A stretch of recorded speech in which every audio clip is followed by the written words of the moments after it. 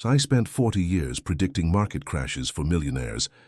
Then I met a woman who predicted mine, and I paid her to watch it happen. This story was shared with us by a viewer who wanted his experience heard, and we're grateful he trusted us with it. I'm 71 now. I live in a one-room apartment in Queens, working part-time at a tax preparation office. 5 years ago, I had $2.3 million in retirement accounts, a condo in Manhattan, and an investment property in the Hamptons. Then I met Chan in a night market in Chiang Mai. She read my palm under colored lights and told me 3 things. I would find love again, I would lose everything I owned, and I would finally understand what wealth meant.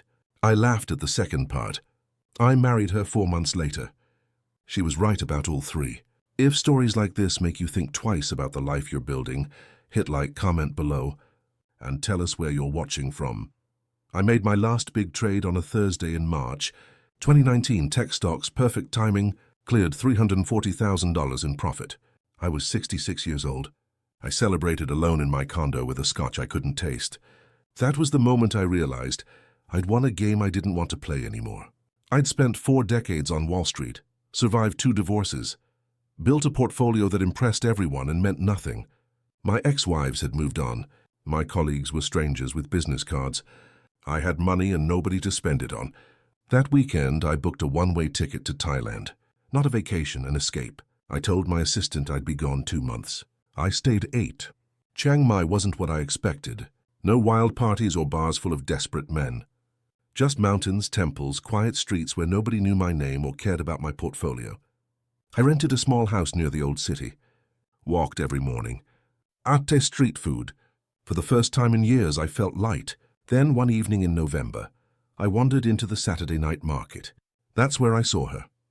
Chan was sitting at a small folding table covered in purple cloth, tarot cards spread in front of her, a silk scarf around her shoulders. She looked young, maybe mid-20s, with this calm, focused expression. A tourist couple sat across from her, hanging on every word. I almost walked past, but something made me stop. Maybe loneliness, maybe curiosity. She looked up and smiled.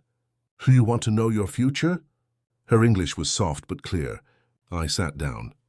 I didn't believe in fortune tellers. I believed in data, patterns, probability. But I was bored and she was beautiful. She took my hand gently, traced the lines with her fingertip. Her touch was warm. She studied my palm for a long moment, then looked up at me with these deep, serious eyes. "You are tired," she said. "You carry too much." I felt something crack open inside me. Nobody had said that to me in years. She told me I would find love again, that I would lose everything, that I'd finally understand wealth. I laughed at the bankruptcy part. I had $2.3 million. I was untouchable. I came back to her table 3 nights later. I told myself it was just for fun, maybe some conversation. The truth was I hadn't felt seen like that in decades. Jan smiled when she saw me approach. "You come back," she said. "I knew you would." We didn't do another reading. We just talked. She asked me why I came to Thailand.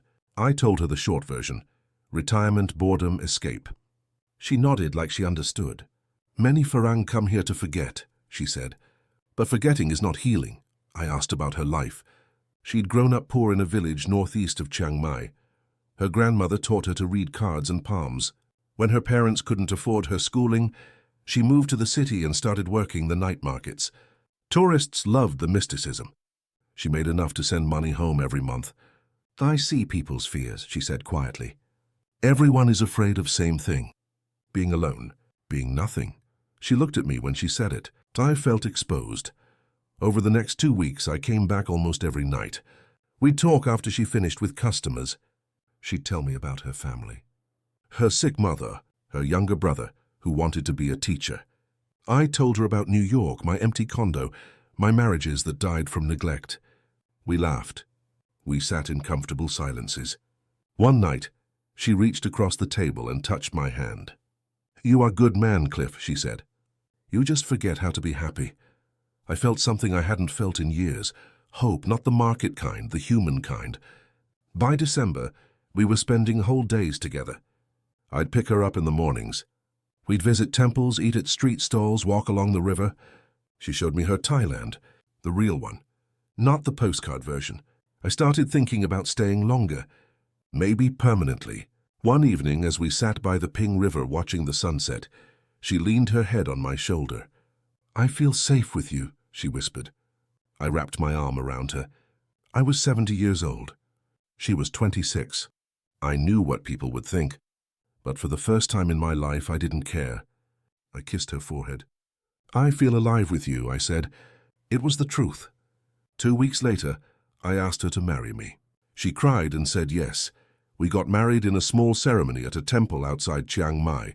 Her family came, mother, brother, aunts, cousins. They were warm, polite, but I could see the questions in their eyes. I was older than her father would have been. I wore a rented Thai silk shirt. Chan looked radiant in traditional dress. A monk blessed us. Afterward, we had lunch at her mother's house. Simple food, lots of smiling.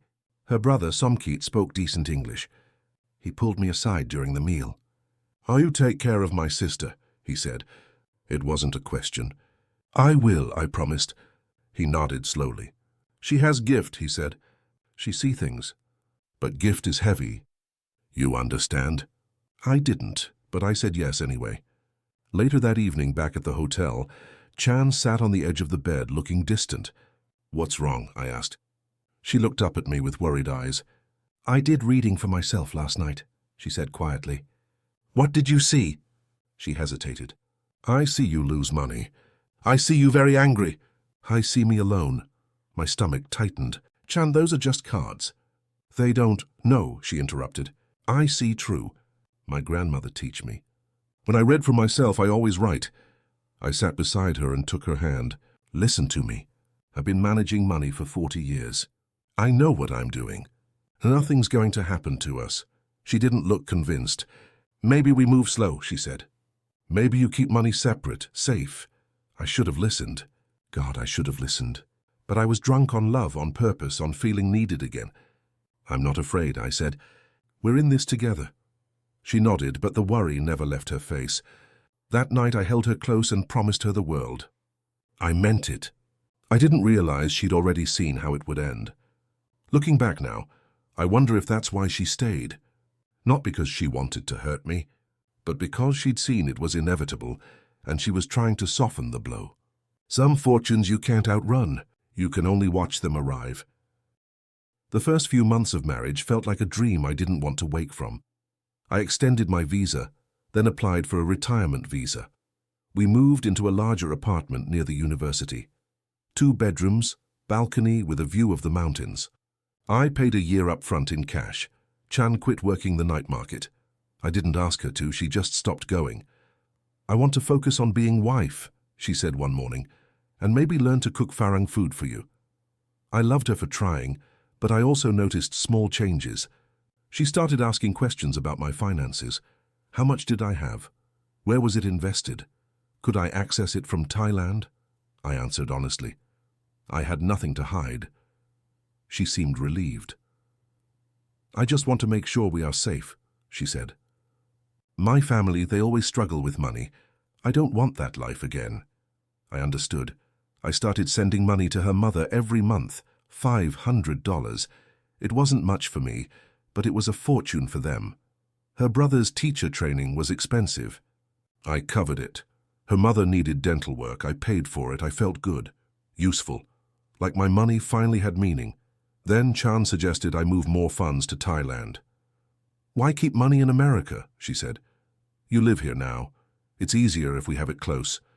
It made sense.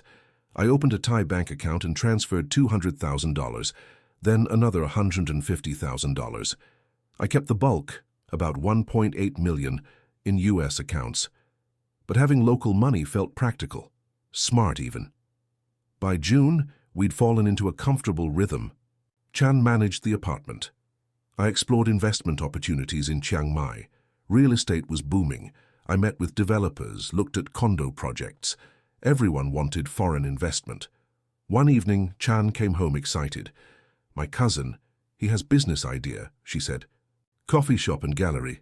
Very popular with tourists. He needs partner." I was cautious. "How much?" "Maybe 1 million baht," she said. "About $30,000. He pay back in 2 years. Good profit." I thought about it. It wasn't much. And it would help her family. "Let me meet him first," I said. She kissed me. "You are so generous, Cliff. I am lucky." I felt like the lucky one. I still thought I was building something. I didn't realize I was just handing over the bricks. Chan's cousin, Niran, was 32 and had the smooth confidence of a man who'd sold things his whole life. We met at a trendy cafe in the Nimanhemin area. He wore pressed khakis and a polo shirt, spoke fluent English, and had a business plan printed on glossy paper. The coffee shop would be on a busy street near the university. Half cafe, half gallery space for local artists. "Tourists love this area," he said, pointing to photos. "Students too. Very steady business. I already have location. Just need capital for renovations and equipment." I asked about his experience. He'd managed a guest house for 5 years, ran a small tour company. Nothing in food service. That made me hesitate. "Restaurants are risky," I said, "even with a good location." Niran smiled. "This is Thailand. Overhead very low. We break even in 6 months, profit in 1 year." Chan sat beside me, nodding along. "Niran is very smart," she said. "He helped many family members with business ideas." I looked at the numbers. They seemed optimistic, but not impossible. $30,000. I'd spent more than that on bad stock tips. "I want a contract," I said, "in clear terms, repayment schedule, everything legal." Niran's smile never wavered. "Of course, my lawyer will prepare everything." We shook hands. I transferred the money 2 weeks later. The contract came via email, 12 pages of Thai legal language with an English summary. I should have hired my own lawyer to review it. I didn't. I trusted Chan. I trusted family. The cafe opened in September. I went to the launch party. It looked beautiful, exposed brick, vintage furniture, local art on the walls. Niran seemed thrilled. Chan was proud. I felt good. By November, I asked about repayment. Niran said business was slower than expected. "Give it time," Chan said. "He is working hard." I let it go. Then in January, I stopped by unannounced. The cafe was nearly empty. 2 customers. The art on the walls looked the same as opening night. I asked the staff where Niran was. They said he only came by once a week. Something felt wrong. When I confronted him, Niran got defensive. "Business takes time to build," he said. "You need patience." I asked for financial statements. He said his accountant was preparing them. They never came. By March, the cafe was closed. A sign in the window said, "Renovations." It never reopened. I lost $30,000. Niran stopped answering my calls.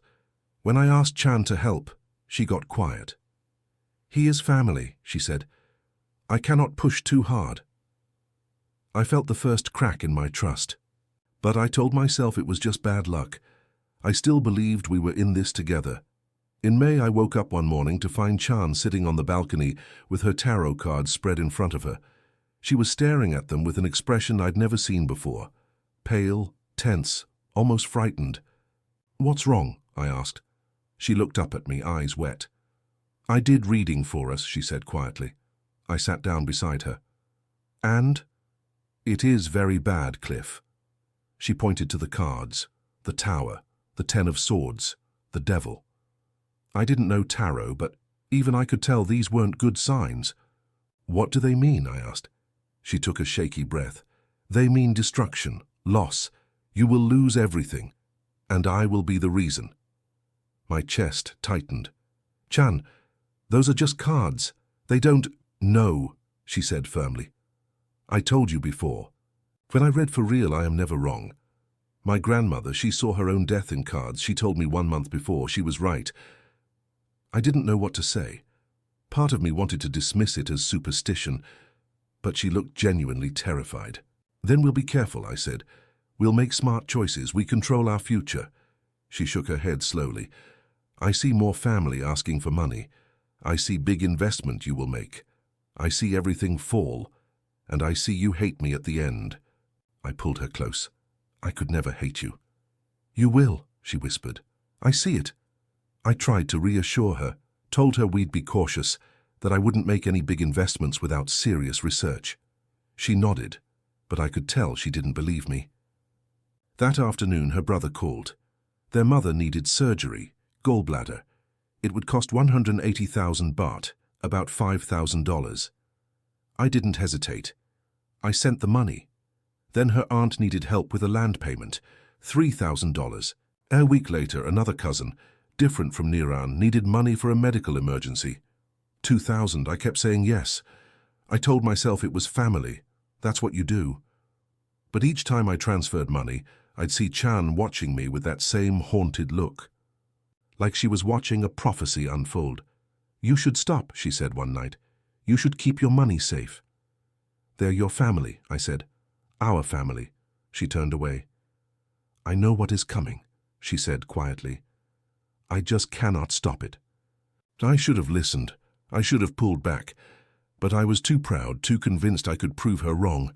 I didn't realize that sometimes the fortune isn't a warning, it's just a map of where you're already headed. In July, I met an Australian expat named Graham at a business networking event. He was developing a boutique resort near Pai, a trendy mountain town 2 hours from Chiang Mai. Luxury bungalows, infinity pool, farm-to-table restaurant. He had renderings, architectural plans, and a persuasive pitch. "Tourism's booming," he said over beers. "Properties like this book out a year in advance. I've got 2 investors already. Just need 1 more to finish funding." The buy-in was $180,000 USD, 20% ownership, projected returns of 15% annually once operational. I was interested. I'd been looking for a solid investment in Thailand, something with real potential. I told Chan about it that evening. Her face went pale. "No," she said immediately. "This is the one. This is the investment from the cards." I tried to stay calm. "Chan, I've done my research. This is legitimate. Graham has a track record. The tourism market here is strong." She grabbed my arm. "Cliff, please, I am begging you. Do not do this." I pulled away, frustrated. "You can't live your life afraid of cards, Chan. This is a good opportunity." She stared at me with tears in her eyes. "I told you I see true. Why you don't believe me?" "Because I've spent 40 years analyzing investments," I said, my voice rising. "I know how to evaluate risk. This isn't superstition, it's business." She turned away. "Then you will lose it," she said quietly, "and you will blame me, just like the cards show." I didn't respond. I was angry. Angry that she was trying to control my decisions with fortune-telling. Angry that she didn't trust my judgment. The next morning, I met with Graham and signed the contract. I wired $180,000 from my US account. Graham was thrilled. "You won't regret this, mate," he said.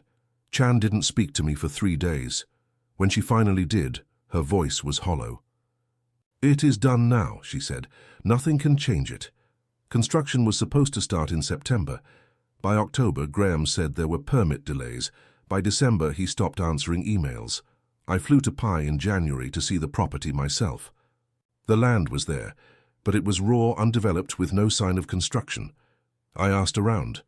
A local shopkeeper told me the project had been stalled for over a year. Zoning issues, no permits approved. I called Graham 30 times. He answered once. "Mate, it's complicated. These things take time in Thailand." Then he stopped responding entirely.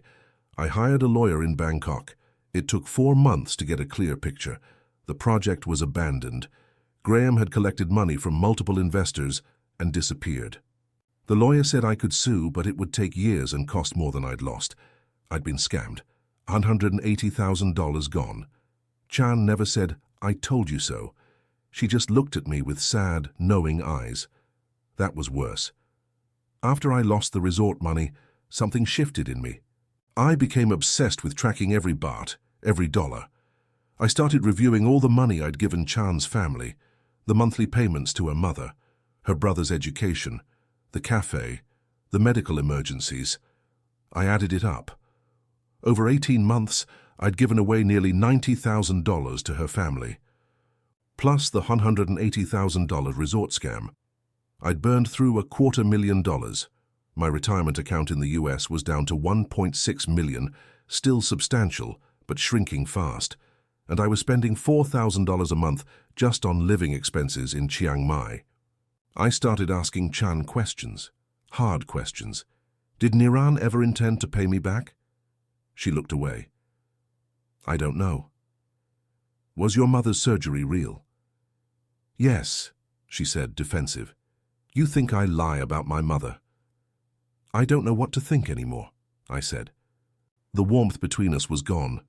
We slept in the same bed but didn't touch. She stopped cooking, I stopped talking.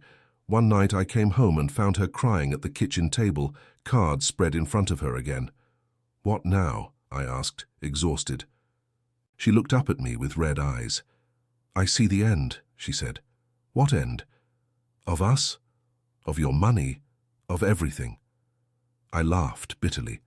Well, you've been right so far. She stood up suddenly, angry. You think I want this? You think I want to see? You lose everything? I don't know what you want, Chan, I said coldly. Maybe you wanted a retirement plan. She slapped me, not hard but sharp enough to shock us both. We stared at each other. I loved you, she said, her voice breaking. I still love you, but you don't listen. You think you're smarter than fate. You are not. She walked to the bedroom and closed the door. I stood there alone. My phone buzzed. Email from my broker in New York. The market was down. My portfolio had dropped another $40,000 that week. I poured a scotch and sat on the balcony. The mountains looked dark and far away. I thought about Chan's first reading. You will find love again. You will lose everything. You will finally understand what wealth means. 2 out of 3 had come true. I had a feeling the third was coming fast. I just didn't know if I'd survive it. By April, I was panicking. My US accounts were down to $1.3 million, so still a fortune by most standards, but not for a 71-year-old man with no income. I couldn't afford to keep bleeding money. I needed to make it back. Fast. That's when I met Suchart. He was a property developer in Bangkok, recommended by another expat. He was building a condominium complex near the new airport rail line. Prime location. Pre-construction prices. Guaranteed returns. You buy now, price is 3.5 million baht per unit, he said. When building finish, value is 6 million, maybe more. You can rent or sell. Very safe. 3.5 million baht was about $100,000 USD. If I bought 3 units, I could double my money in 2 years. Maybe triple. I could recover everything I'd lost. I ran the numbers over and over. It made sense. It had to make sense. Chan begged me not to do it.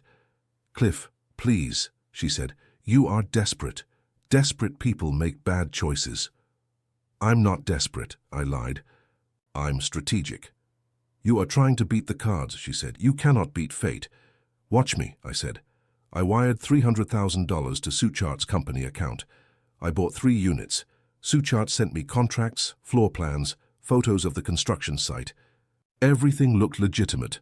For 2 months I got updates. The foundation was poured. The first floors were going up. Suchart sent photos. Then the updates stopped. I called. No answer. I emailed. No response. I hired another lawyer, my second in Thailand. It took 3 weeks to get the truth. Suchart's company was under investigation for fraud. The condo project was real, but he'd sold the same units to multiple buyers. Dozens of people had been scammed. My $300,000 was gone. The lawyer said I could join a class action lawsuit, but recovery was unlikely. I sat in the lawyer's office in Bangkok, numb. I was down to $950,000. In 2 years, I'd lost more than half my retirement savings. That night, I couldn't face going back to Chiang Mai. I checked into a cheap hotel near Khao San Road and drank until I couldn't think. Around midnight, my phone rang.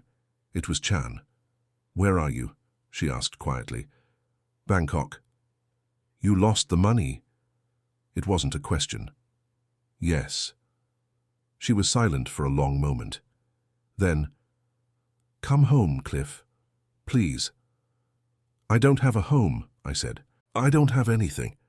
I hung up. I didn't go back to Chiang Mai for a week. When I finally returned to Chiang Mai, Chan was waiting at the apartment. She looked thin, exhausted. The place was clean but felt empty, cold. We need to talk, she said. I dropped my bag. What's left to talk about? Everything, she said. Sit down. I sat. She pulled a chair across from me. I am not innocent, she began. I let you give money to my family. I should have stopped you. I saw what was coming, but I was scared. Scared to be poor again. Scared to lose you. So I let it happen. I stared at her. You used me. No, she said firmly. I loved you. I still love you. But I am weak. I am human. When you give money so easy, I think maybe the cards are wrong.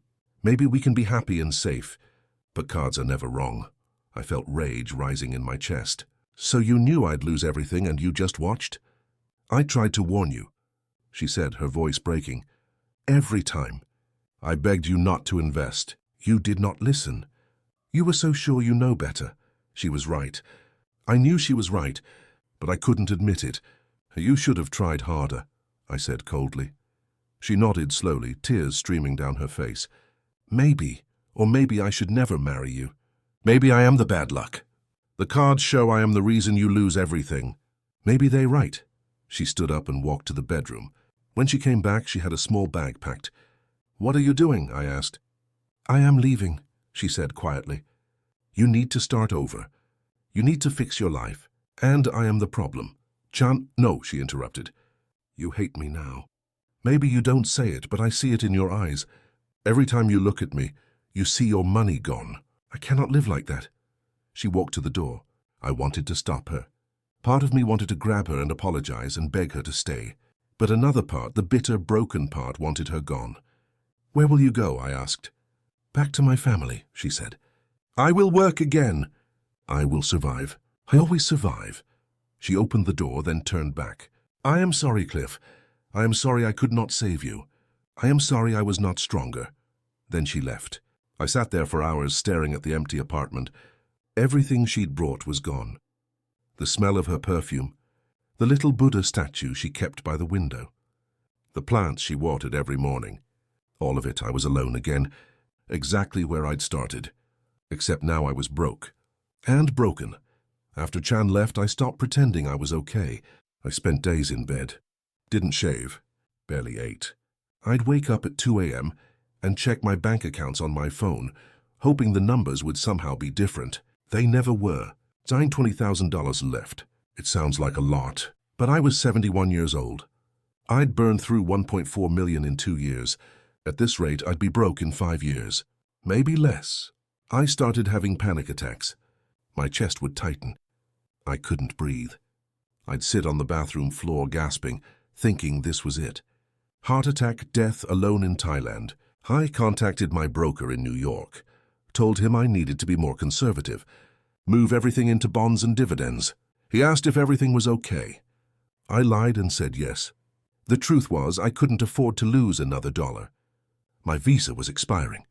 I could renew, but the retirement visa required proof of income or $25,000 in a Thai bank account. I had about $80,000 left locally. If I stayed, I was stuck. If I left, I had to go back to New York, back to the empty condo, back to nothing. I thought about Chan constantly. Where was she? Was she okay?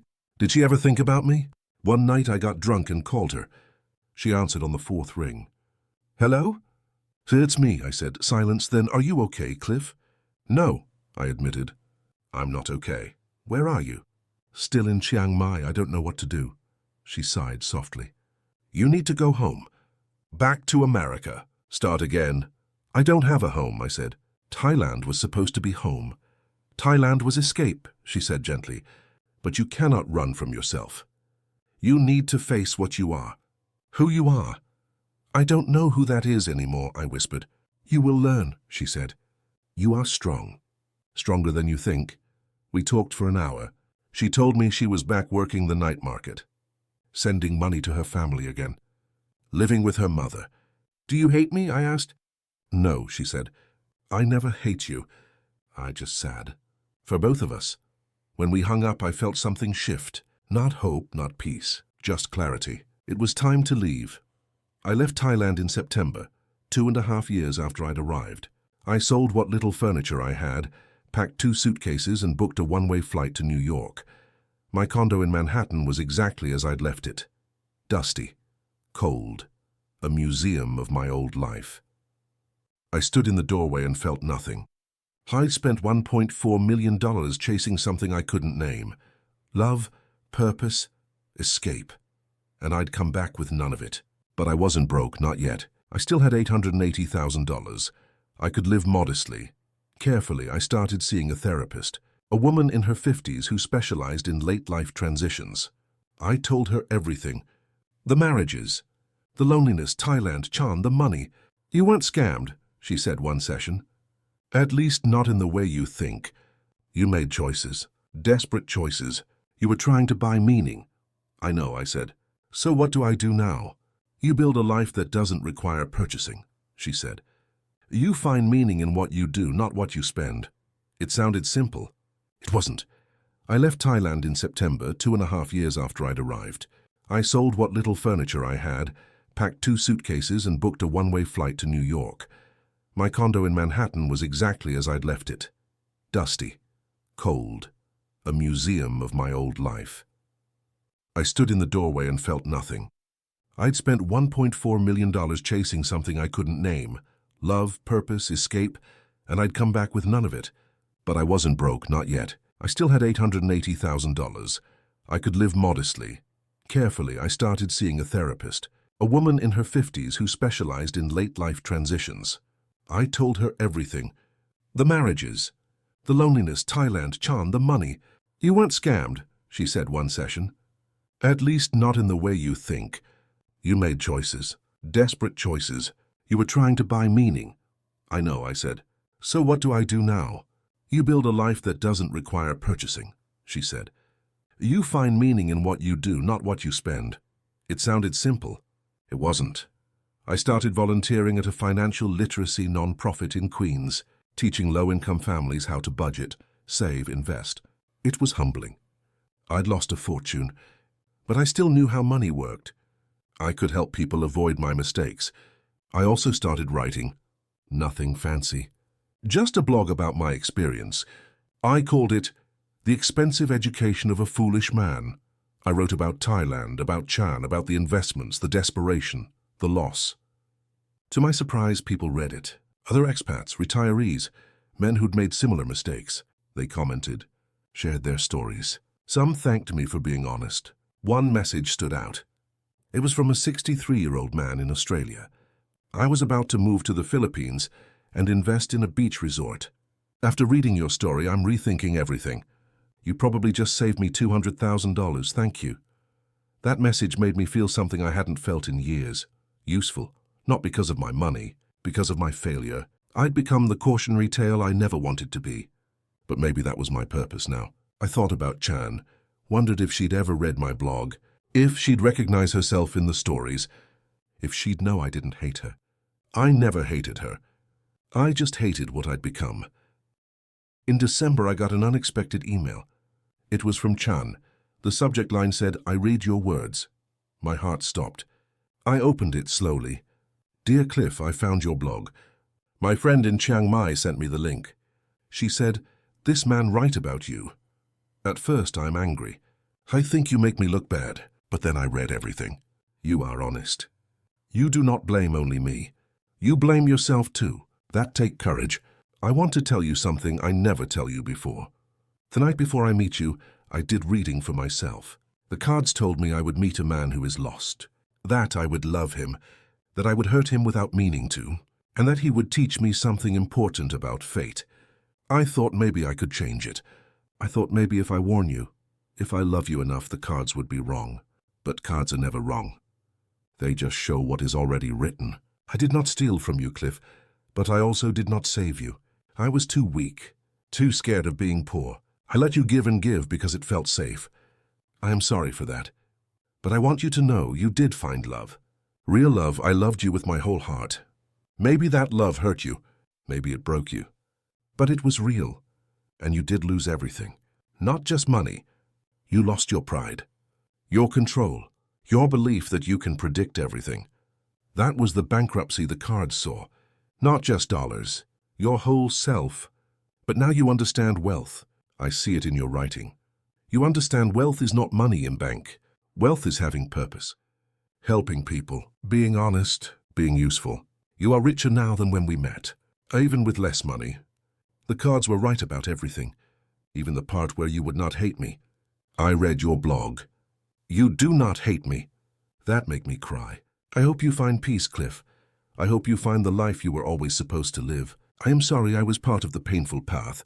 But maybe painful path was the only way you could learn. With love and sadness, Chan, I read the email 3 times. Then I sat back and exhaled. She was right. About everything. The cards had predicted it all. I just hadn't understood what the words meant. I wasn't bankrupt. I was freed, stripped down, rebuilt. And that required losing everything first. By the spring of 2024, I'd settled into a rhythm. I still lived in my Manhattan condo, but I'd downsized my lifestyle. No expensive dinners. No luxury purchases. I budgeted carefully. $3,000 a month. I could live on that for decades if I was smart. I kept volunteering. Kept writing. The blog grew. I started getting invited to speak at expat forums, retirement seminars. People wanted to hear my story, not because it was inspiring, because it was real. I lost $1.4 million chasing happiness in Thailand, I'd say. Don't do what I did. Some people laughed. Some nodded solemnly. A few came up afterward and said, I almost made the same mistake. Thank you. I also reconnected with old colleagues, not for business, just for coffee, for conversation. I realized I'd spent so many years focused on winning that I'd forgotten how to just be with people. I started taking long walks in Central Park, sitting on benches, watching families, couples, solo walkers like me. I wasn't lonely anymore.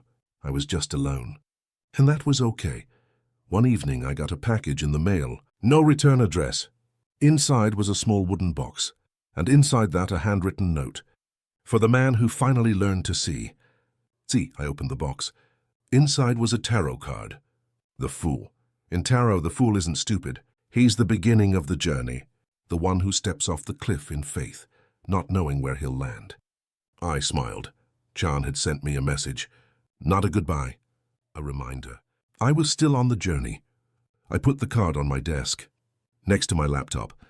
Every time I sat down to write, I'd see it. The fool. The man who lost everything and started over. That's who I was now. And maybe that's who I was always supposed to be. I thought about her final reading. You will find love again. You will lose everything. You will finally understand wealth. She'd been right. I had loved. I had lost. And now finally I understood. Wealth wasn't what I owned. It was who I'd become. A 72-year-old fool, still learning, still growing, still walking forward. Even after falling off the cliff, so here I am. 72 years old, living in Queens now. I sold the Manhattan condo and moved somewhere cheaper. I've got about $780,000 left. If I'm careful, it'll last. I volunteer 4 days a week. I write every morning. I talk to other men who are thinking about doing what I did. Some listen. Some don't. That's not my job. My job is to tell the truth. The truth is this. I went to Thailand looking for something I'd lost. I thought it was love, or purpose, or meaning, but really I was just running from myself, from the emptiness I'd built in 40 years of chasing money. Chan didn't scam me. She warned me, over and over. I just didn't listen. I was too arrogant, too convinced I could outsmart fate. I thought my experience, my intelligence, my portfolio made me immune to mistakes. It didn't. If anything, it made me more vulnerable, because I'd spent so long trusting numbers that I forgot how to trust instinct, or people, or the quiet voice that said, "Stop, this is enough." I don't regret meeting Chan. I loved her truly, and she loved me. I believe that. But love doesn't protect you from bad decisions. Sometimes love is the reason you make them. Would I do it again? No, but I also wouldn't trade what I learned. I'm a better man now, humbler, softer, more useful. I've helped people avoid my mistakes.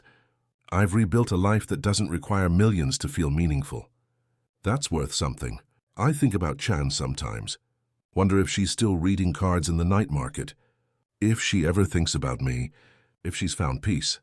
I hope she has. As for me, I'm okay, not rich, not broken, just okay. I wake up every morning, make coffee and write. I help where I can. I walk, I breathe, and I carry that fool card with me, because that's what I am. A fool who finally learned to see. Sometimes you don't get scammed for money. You get scammed for hope. And that's the one you never get back. But maybe you were never supposed to. Maybe losing it was the point.